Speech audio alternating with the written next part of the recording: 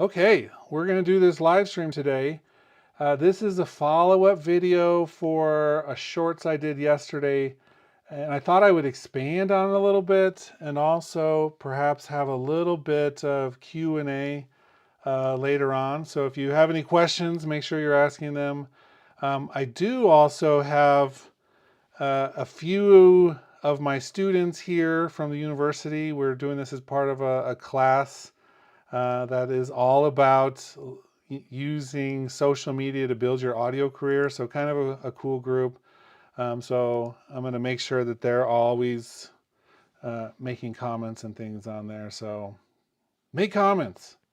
So the shorts that I did was all about this thing I was thinking about, because every time I'm hearing about the drummer track, one of the comments I get most often is how that they wish there were more uh, styles and more genres that you could use with a drummer. And metal is one of those, and all of the related styles to metal, because I know that there's a lot of like sub genres and things happening with that. So it's not a great tool for that. We don't have a lot of ability to do interesting kick patterns.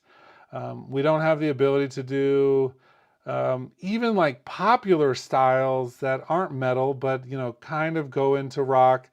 I would say like Rush in some ways, like takes some stuff from metal, but also is kind of pop and rock oriented. But of course, we don't have the Neil Peart drummer set, and all the patterns. It'd be easy to do that. I don't know about easy. It would be possible to do that, but they just haven't. They've given us a lot of like really, in some ways, generic kits. And I think that that's something that I hope in future versions of Logic 11, which may or may not be coming out shortly here, would have some more drummer options and things like that. So this is something we're going to do in the interim, where I want to look at a couple things we can do to really increase some of our options. In this, the thing I figured out or thought about doing was, what effects can I use with the existing drummer track to emulate some of those type of techniques? So that's where I started. That really requires that we don't use the default drummer track, but we use the producer kits.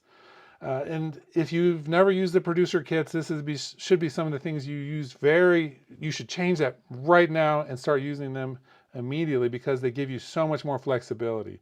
Essentially, I'll just pull up a new drummer track so I don't mess up the one I have. So I just load up a default one. This is Kyle, our drummer, and he uses the SoCal kit.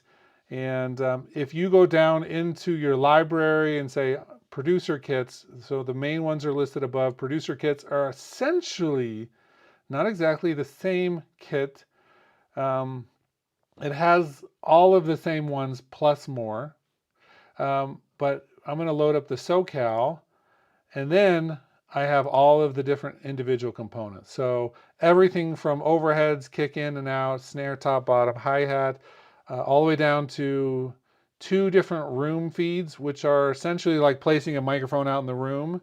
A leak track, so that's like the leak that we get when we're recording a drum kit with all the different mics. We have leak inherent to that. This helps recreate it. And then some of the other pieces to that, including a punch track, which is, I think most of the time ends up being like a snare enhancer. So the one kit that I was using is the Hard Rock, and it uses the heavy kit. So I'm going to come down to the producers and do heavy. And I heard this comment recently where it was like, even the ones that are like listed as heavy just sound like they're from the 80s.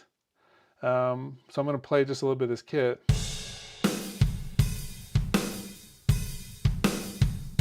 And I get it. I get why people would say that based on that.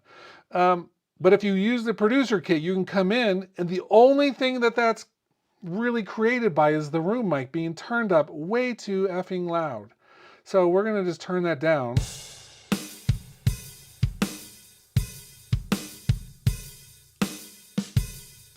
And then we have a lot tighter kit immediately. It's not just overly a huge room sound. We don't always want a huge room sound in every genre.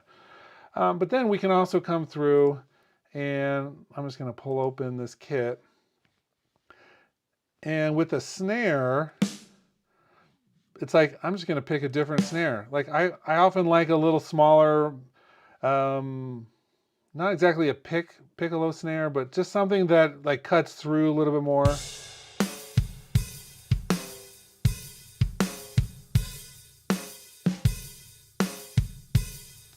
And if you look right even down here, this is where I can turn on the overheads on and off and the leak on and off for this particular drum hit. So you could do that with each of the different parts, but it's a really cool system. I just wish that we had some of those other styles. So for me, that was like my first step, is coming through, just adjusting down the room sound, making it so it doesn't sound like it's like some, huge reverb, which it wasn't. It was just the room mics, literally. But it adjusted that really nicely and made it a lot tighter sound right off the bat. The next thing was the kick, and that's for me specifically what this style is more about. So this is the, it's not the exact same pattern, but I think it's pretty close. Let me play this. I definitely have everything cranked, so it's gonna, we may have to adjust our levels. In the chat, let me know if this next thing is a little too loud. So what I've got, first of all, let me explain. I'm always looking for ways to use some of the default sounds in Logic. This is the Sculpture instrument set up with the Tele preset, so it's like designed to sound like a guitar, except with the delay turned off and with the render mode set to high definition. Neither of those things are done by default, so I had to do those two things. Put through the pedal board, and I love the pedal board. It's one of the few places where we have a frequency splitter in an effect chain. So I can actually say, this is set to about 500 hertz. Everything below 500 is going to be panned left with this tube burner, and everything above 500 is going to be panned right with this tube burner. And that's everything else. Then they get remixed together.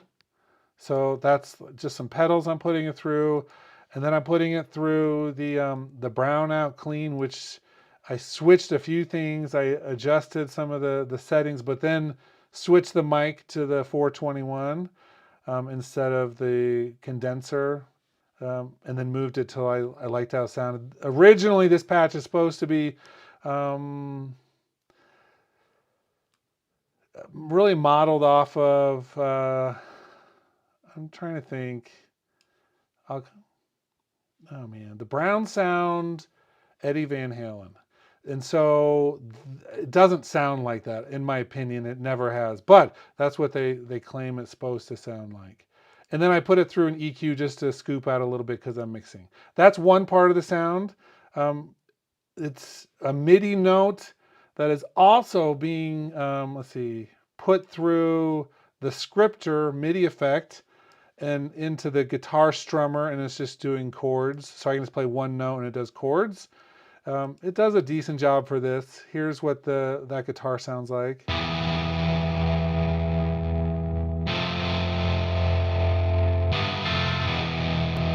So just a really simple thing repeated over and over. And then I layered it with the retro synth, which is being put through an EQ to get rid of some of the highs before going into the clip distortion plugin, back through another channel EQ to get rid of some of the lows. So I do highs, distortion, and then scoop some of the lows to make it fit. And that sounds like this.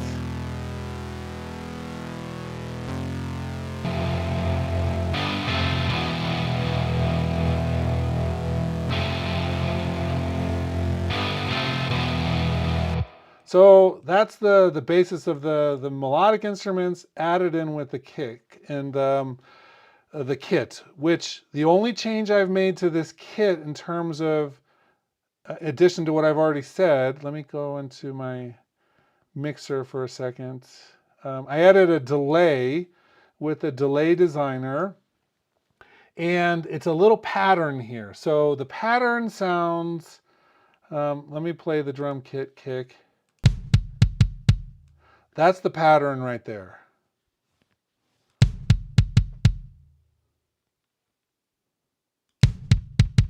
And in terms of the questions coming in, I'm just catching up. Chris, these are all, everything I do, except with a few exceptions, are stock in Logic. So these are all stock in Logic for sure.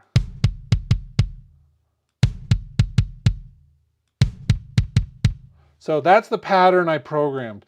And it works because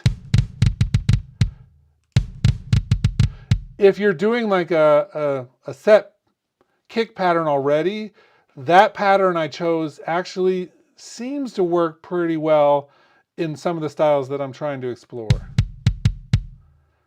So that's the original pattern. I put that on both the out kick mic and the in kick mic because they're separate. And let's see, the kick out. Let's go back into here for a second. That's the out. And here's the in.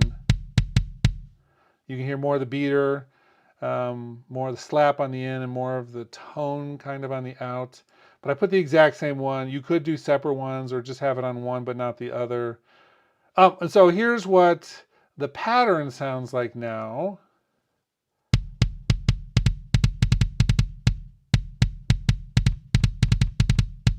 So all by itself, it still sounds a little funky, but I think once you hear in the context of everything, it'll make a little bit more sense why this may be something we could use a little bit in some of the metal genres.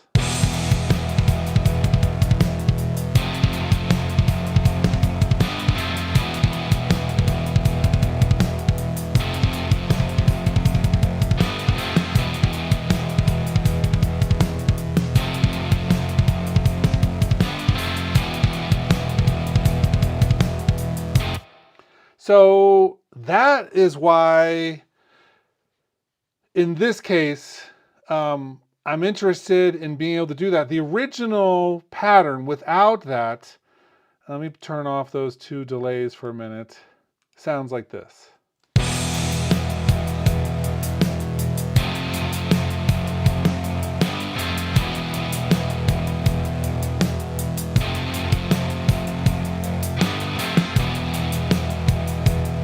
So it's like, just like a straight rock kit pattern, right? Just like a really kind of simple kick, really simple snare, really simple hi-hat.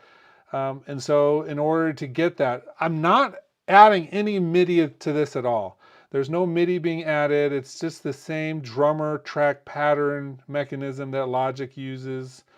But just really simply adding those delays changes the whole vibe to that kit.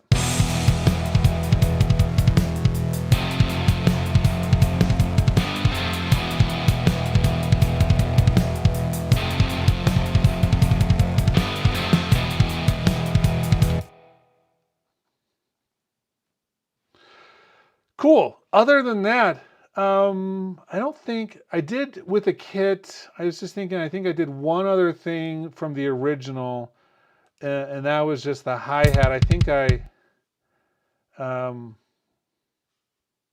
with the pattern, let me see the pattern here.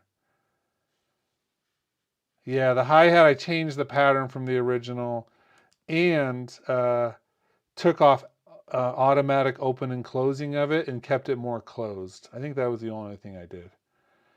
I mean, this system, the drummer is cool. I mean, you can do a lot with it. I think that they've had the proof of concept now working for many years, and now we just need them to expand this out into other genres, expand it out even within the genres they have, because I think that it's been a while since we've had a really comprehensive increase in what this is capable of, even though everybody who uses this on a regular basis absolutely loves it. I think that this is a huge draw to the software in general. And Christo is saying add some compression and drive to the snare and kick and ambience to both. I think you're right. I mean, there's more we could do with this at this point. But those things, I think, at this point come down to more of the mixing rather than the actual I would say, more than the actual like fundamental limitations of the drummer, which are you can't get a drummer to program a kick. You have to actually go in there and do it separately. So if I wanted to do this separately, I'm going to option click drag this down to the other kit here, solo it out, and then come through and convert this to a MIDI region. And now I can actually come through with this and we could do anything we want with a kick at this point. So it's like we could do all kinds of,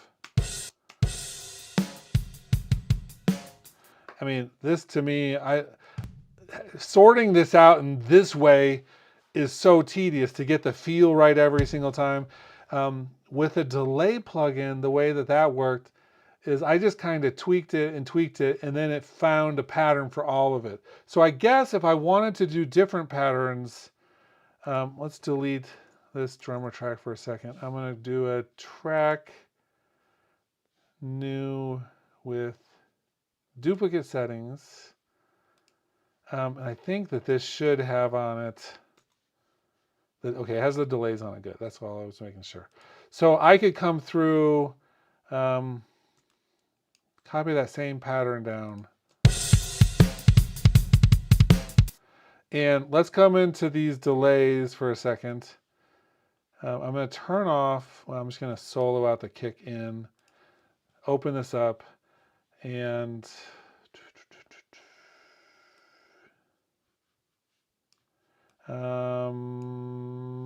let's see if I wanted to.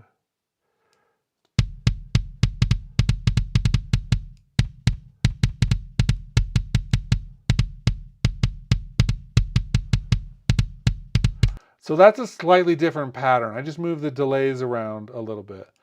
So then if I wanted to, I could say, let's blade this.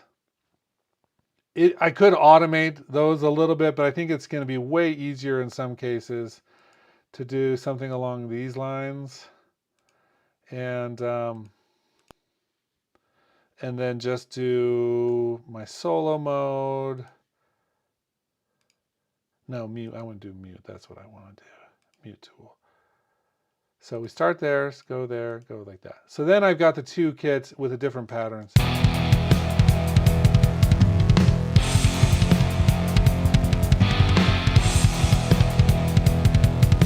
And I can create these like different patterns that are happening.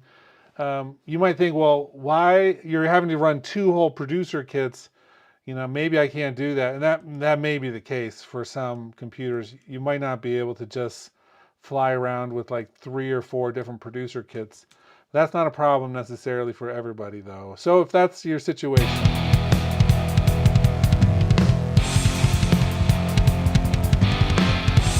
And for those, I actually want to come through and do no fills on either of these first ones and just let it be a pattern. If I cut them short, they start doing more fills in more places because I had the fills turned up.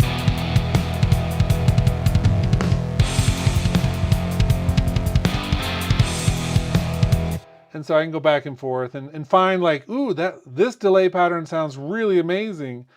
This one doesn't sound quite as good in this area, and you just have to kind of experiment with all of that stuff. So it becomes more of like this experimental process as you're going through it. Cool. So that was really the whole gist of what I was thinking about for this particular stream. Just finding ways to use these stock things in ways that get us further along without always necessarily having to look other places. I know in the comments you're talking a little bit about the gadget, doom metal vibes, and that gadget works. I don't have the gadget for OS 10. I have gadget for iPad, which I like. I've used that a lot, but you can actually use the gadget with Logic using the IDAM protocol, where you hook up your iPad via the USB-C, and then it becomes an audio input into Logic. I mean, you can do it that way. It's pretty cool. There are some guitar sounds that I've used for similar things in the Reason rack, which I still have an active subscription for and use quite a bit. Um, I don't know if I've looked for many metal sounding guitars in there, but I should look. I definitely have used it for guitars in general. They have some pretty cool instruments with that. Um, I'll look, Christo, at the gadget for OS 10. I'm always looking to expand some of my sound stuff. One of the things specifically, there's only a few areas that I feel like I have to go outside Logic for. I have to go outside Logic for ambisonics. I do a lot with ambisonics. So my ambisonics reverb, my ambisonics panners, my ambisonics head tracker, all of that stuff, Logic doesn't do. They do everything with Atmos now. And so I could do everything with Atmos if I was in that workflow, but Atmos isn't like the preferred sound for immersive audio for video games, for instance. And the reason for that is because Atmos is a top hemisphere format. Everything is around you or above. And in video game sound, we need things that are often below, like footsteps and sounds of animals as they're scurrying around you in the woods. You know, it's like you need sounds that are below you, not just above you. So Atmos will never be a really great format for video games. And so I find myself having to get third-party things for that. Other than that, everything else I feel like Logic can do. It just doesn't do it as well as some of the other things. So um, yeah, I think that there's certainly some ways to get quicker to places using other tools. But for someone who's just like, you know what, I've got a budget that includes Logic without any third-party things, or maybe you fell into the Waves trap and bought a bunch of things a year ago, and now you're like, well, shoot, I have to like upgrade my Waves plan to even use these with the new version of whatever. That's like a slippery slope. I mean, that's their whole point, is to get you investing into their stuff so that you can like continue to give them money until you like are gone, you know? Chris says, plus Atmos relies on speaker placement heavily. It doesn't make it very convenient for games. True. Although a lot of that is changing with Apple and the head tracking in their headphones. Now everybody is doing head tracking stuff, even video games type stuff. So you can do so much with just a pair of headphones that you can't do with anything else. In fact, one of my main areas of research at the university, besides choking, is doing spatial audio in mobile platforms that everybody has access to. And so if everyone has a phone that can handle spatial audio, we should be using that as much as possible.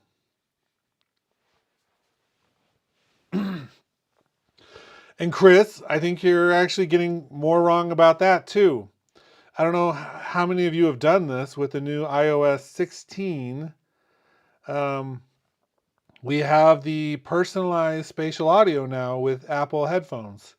What you do is you use your phone and the depth camera, the one that you use for to open up or unlock your phone with your face, and you aim it at your ear and you move your head around, and it does the true depth. Does a scan of your ear and creates a customized HRTF for each person who's using it. And that alone is amazing because it like customizes your listening experience through Atmos to your head. And it's they're not the first, but they're among the first to do this. There was an app or two that did this previously, but I'll tell you, they were really horrible. I wish there was a button on the phone where I could be like, on, listen, off, listen, on, listen, off, listen. Right now, you do the whole scan, both sides, turn it on, you can listen, And then if you say, I want to deactivate this, it like deletes your scan and you have to rescan afterwards. It's like the most tedious A/B process I've ever heard. It does sound a little different, but to me, it's very similar. It's like I need to do a lot more critical listening to see how much it's really giving us in terms of the benefit. Of course, I'm listening with like the iPod Pro, which are earbuds in the first place. I really need to hear this with the iPod Max. And I'm actually thinking about getting a pair of those here just for this type of thing, because it's going to better remove the environment. It's going to give you a better frequency response across the whole thing. Um, and so Chris is saying, is it nearly as good as ambisonics or holophonics? You know, I mean, it's all really tricky because everything depends on every piece of the chain, right? So it's like if I'm doing Apple spatial audio, which is a version of spatial audio built on top of Dolby Atmos, but it's not exactly Dolby Atmos. Apple uses its own renderer for all of this, and the renderer is a huge part of the process. So it's how you take all the files that were created in Atmos system, and then it's how it's recreated into a place where you're actually turning your head and hearing it. They use their own renderer for this, and I've listened to a lot of Dolby Atmos or spatial audio, Apple spatial audio on their headphones, and it's a little bit gimmicky most of the time, and so we end up with this. I don't know. Not everybody's mixing it in a way that makes sense, or they're using it for like weird things in their songs. I feel like those who are using ambisonics, for instance, what you asked about, Chris, I think those who are using ambisonics generally are like past the gimmicky point. It's been around. It's like a mature group of engineers who are doing it. They all have a reason for doing what they're doing. If you're using the Unreal Engine for game design, you're not just like throwing things in there because you want to be cool. It's like you have a reason for it and you're trying to make an amazing product. And so you're using it in a way that makes sense. It feels like a lot of people with Apple Music are like, oh, I'm jumping on the bandwagon. I don't know what I'm doing, but I'm going to do it. And so it's like they're new and they're experimenting and they're just like doing stuff for stupid reasons. And so I feel like the formats are all relatively similar. In terms of quality, they can be, but what you end up with is different products because different people are creating it, if that makes sense. Does music need full 360? No, I don't think so. And in fact, when I mix music, I just did a song mix this week in ambisonics for a YouTube release, and some of the sounds are placed above, and some are actually placed below. I tend to spread the bass out. So I have like a mono bass. I'm using a stereo spreader, and then I dump it down a little bit into the lower hemisphere. And for me, in my mixing, that when I'm doing that kind of stuff, it always seems to make sense to me, both as I'm conceptualizing it, but also as I'm listening to it. The two places that matter. Um, but do I need to put something in the lower part? Not really. But I find that I'm able to come up with something that makes sense sonically that way. And in Atmos, you can't ever put anything down there. Essentially everything is like a surround mix, and then you place a couple key things in the actual object panner. So I mean that's kind of cool. But one of the oh shoot, I wish I had saved this. There was a big article this week. Really big name producer was just saying there's no point to anything spatial audio. I'll have to look that up and talk about it on a future stream. But they just were like, mono is a little bit too limiting. Stereo seems to handle it just right. Anything beyond that is just stupid. And I don't agree with everything being stupid in that point. I mean, I think that there's something really awesome about playing a video game that has immersive audio and music, you know? But in terms of a band playing, I think of like a band on a stage someplace, right? I'm in the audience, the band is in front of me, the speakers are in front of me. What I'm hearing behind me would be crowd noise, maybe some reflections off of any, if it's in an enclosed auditorium, the back wall, or if it's a stadium, then maybe just like some weird distant echo slapback. Um, that's the immersive part of the experience, right? So if you want to do immersive audio, make it feel like it'd be great for live sound, like get the sound of the audience, get that feeling of being there as a part of it. If you're doing like a studio production, then I mean, when I'm listening to music, my head moves about this much, right? As I'm doing stuff. So I'll put in my earbuds and listen when I'm like cooking, right? I cook a lot of meals. And I turn around to do something, and the spatial audio is a distraction. It doesn't actually add anything. We've gone way off tangent, by the way, but it's like it it doesn't bring anything to my experience. I move my head, and I'm like, what? Why am I? What? Why did that need to happen? And so I turn off spatial audio when I'm moving around listening to music because it's a distraction. It's not a good thing.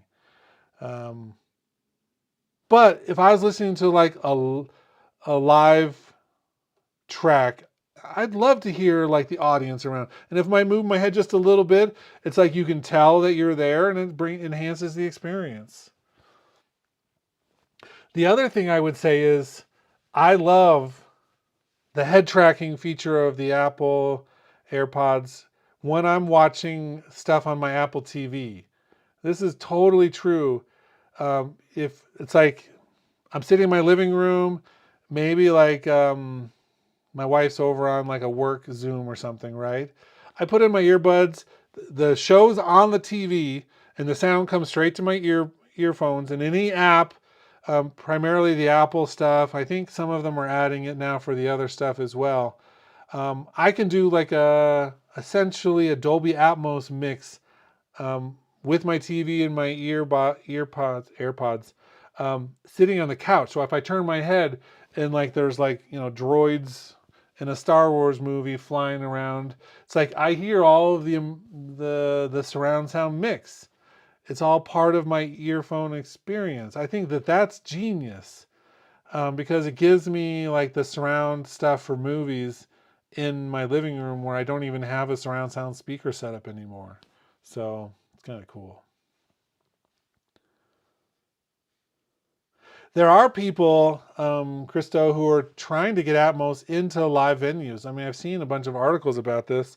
This is seriously, again, a gimmick to too many ways. It's too much of a gimmick. I don't want to pay an extra. You know what they're going to do? They're going to be like, ooh, Billie Eilish is coming to our Atmos venue. The worst seats in the house are now going to be $400, and the best seats in the house, where you get the sweet spot for Atmos, are going to be $1,000. I'm good, thanks. Have fun. Have fun making this like an exclusive club for people instead of providing access to everybody. And that's what it's going to do. It's just going to be another reason to make it more expensive. And I agree. I'd rather listen to punk like driving down Route 66 in an old Chevy with one mono speaker. You know what I mean? That's where it actually sounds good. It's when you don't know if you're going to make it to the next gas station. So, I think that's where we're at right now for me. I love my research into spatial audio, but the more I do, the less I'm convinced that um, the less I'm convinced we're going to actually be better off from it. And for my students who are watching, Christo just made a comment. He says, on a shitty cassette. And YouTube said, ooh, we can't show that comment, it has a swear word in it. I had to actually approve that comment. So that's Logic Pro X Life channel approved comment. Perfect. We should all be, I mean, I still have some cassettes. I should pull out my old cassette player and just listen to music on that now. Transfer all of my projects into there. You can do a few forms of immersive audio on cassettes. You could do not Dolby Atmos or ambisonics, but you could do binaural audio and move it around your head a little bit. So even cassettes are capable of like some interesting binaural effects. I use binaural even in my stereo mixing. That's actually what I've been doing more of lately. I've been using the ambisonic stuff I do, all the impulses. I capture them in this beautiful 360 way. And then I'm converting those down to binaural reverb impulses and using those on my mixes. And anyone who listens on stereo with headphones, they sound awesome. They sound amazing. And so I'm really interested in using the immersive stuff in the production process, but still dumping things out to stereo in the end. So I think that for me is the workflow that I've become more and more interested in with all of this stuff. As an example, let's do that real quick here with this, the synth part. And Logic does binaural panning onto every channel. You don't have to have any plugin for that. So we're gonna take this synth part, which is kind of a part of the guitar sound. I'm gonna pan this to the back. I think I've got stereo on this live stream. I don't think anything's set to mono. If it is, you'll know pretty quick.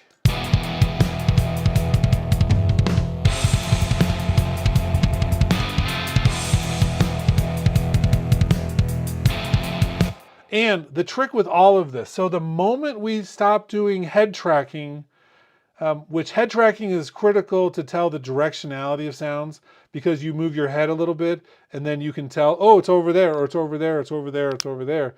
If you just binaural pan something to the rear, the ear is going to think it's coming in front of you still. There's nothing to tell it. So what we have to do is, if we're going to use this, I have to do a little bit of automation. I'm going to put it in touch mode. And then I just simply move it back and forth a little bit, and that gives your ear enough information to be able to recognize that maybe it's not coming from the front.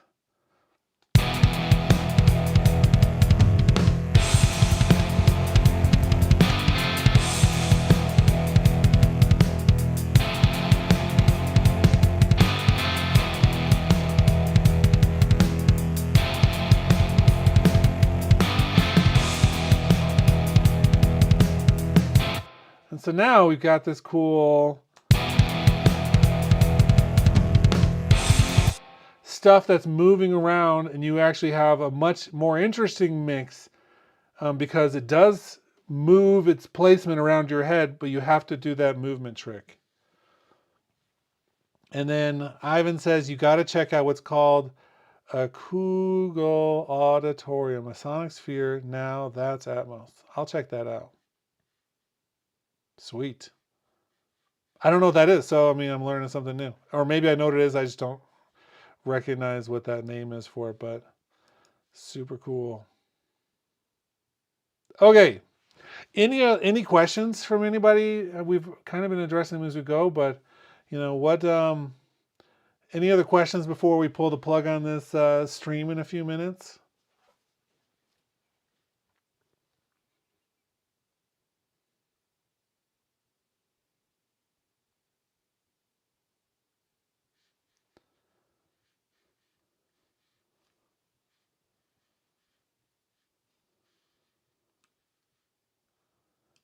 Well, if you're new and you're not, as I was saying at the beginning, I've got students from my class who are watching this, but if you're not one of those and you're not subscribed, make sure you're doing that. If you haven't already, hit the like button because obviously you're here and you like it. So make sure you tell everybody else about it. I think this is a stream that I'll actually keep up. There was some decent information there and a good conversation. So I'll be putting this up on the channel. If you didn't get to watch the whole thing, then come back later and you should be able to see the whole thing. Otherwise, have a great day. We're expecting the new Logic Pro update soon. It's in the works, and once that's out, we'll be doing a ton of content helping you all learn all the new things about it. But until then, we'll be doing a bunch of Logic 10.7.4 videos and pretending like we love every bit of it. So have a good day. I will talk to you all later. Stop in the stream.